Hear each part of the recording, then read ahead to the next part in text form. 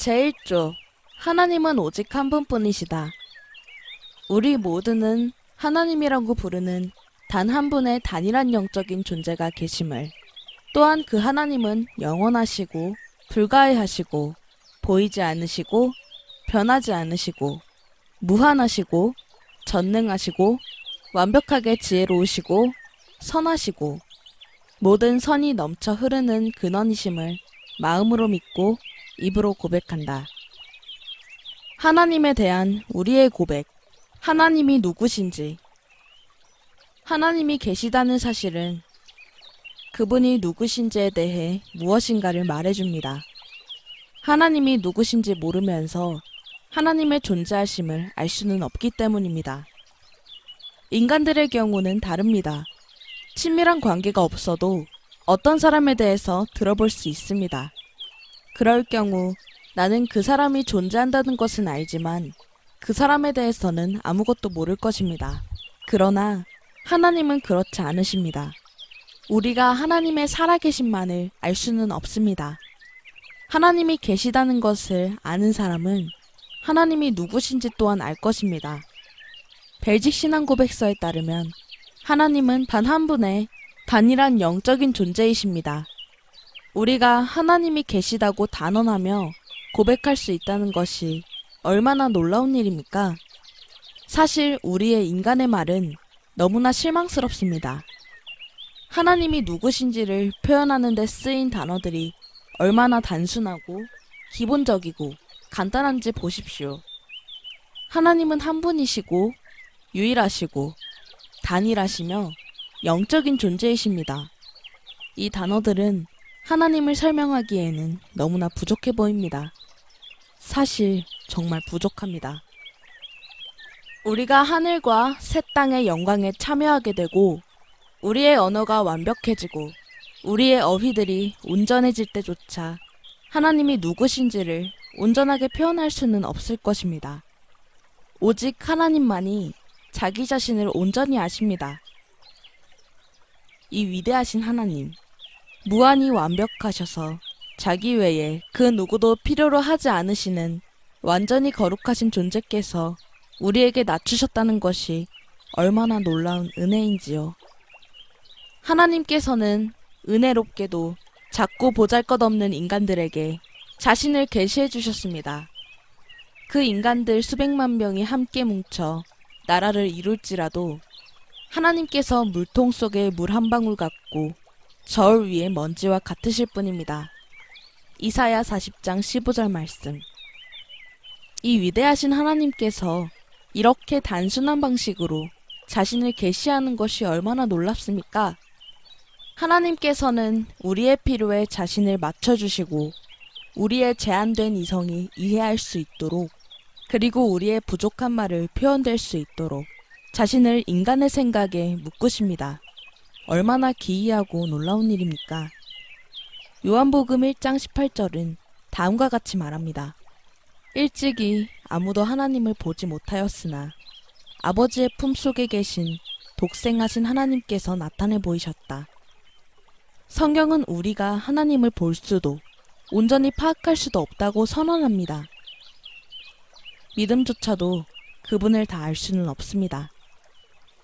하나님께서 우리에게 계시되어야 합니다.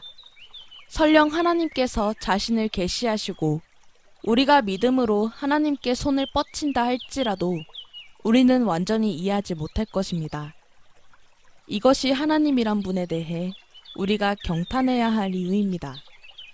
이것이 이사야 선지자가 다음과 같이 말한 이유입니다. 너희는 하나님을 누구에 비교할 것이며 그분을 어떤 모양에 비교하겠느냐? 너희는 나를 누구에게 비기며 나를 누구와 같다 하겠느냐? 거룩하신 분께서 말씀하신다. 이사야 40장 18절 25절 말씀.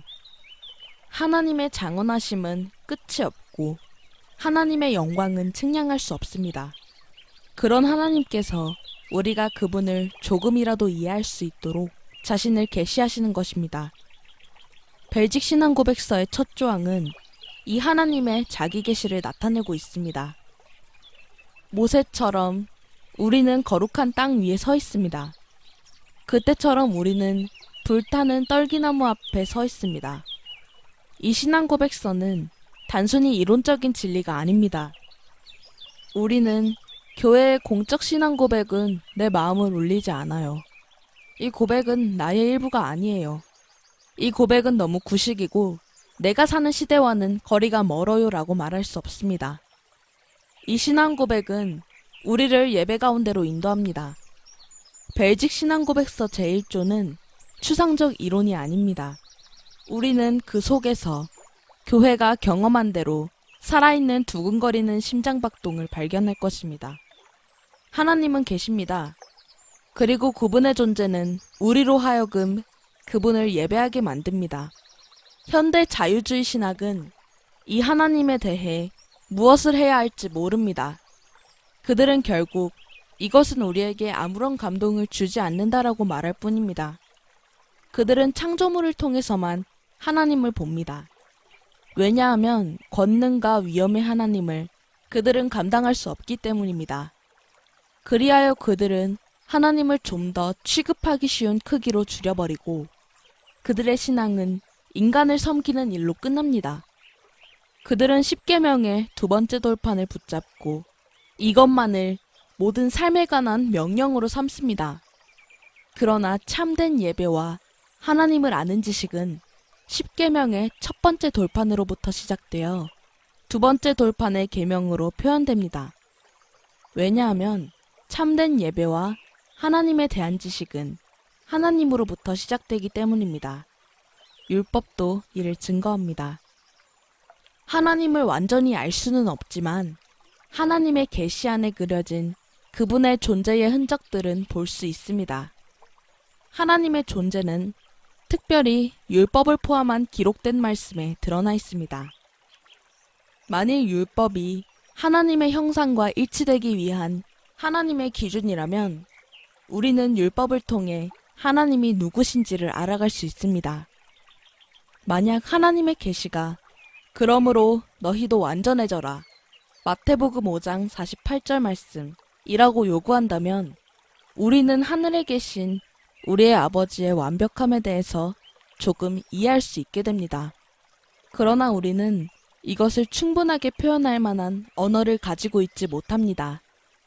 우리는 벨직 신앙 고백서의 선언처럼 우리는 우리가 하나님이라고 부르는 단 한 분의 단일한 영적인 존재가 계심을 믿습니다. 라고 단순하게 고백할 수 있을 뿐입니다.